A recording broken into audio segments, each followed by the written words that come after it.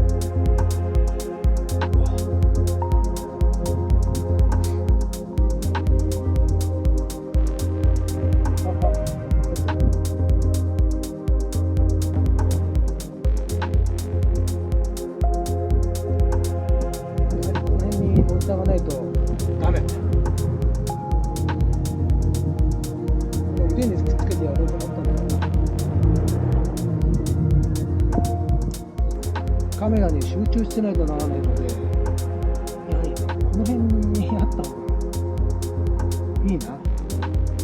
あまりにも自分から離れちゃったりすると、どっち向いてるのか分かんなくなっちゃうからね。そんな部分をここで確認しながら、上向きでこうやってギューって下向き。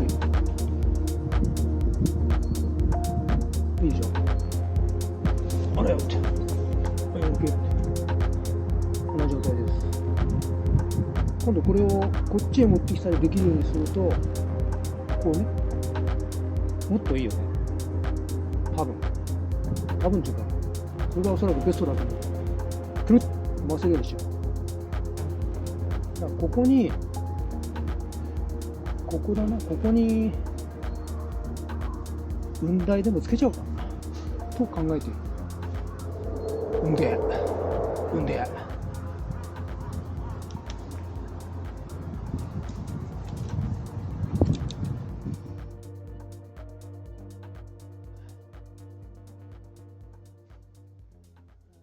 どっか別のとこ行く。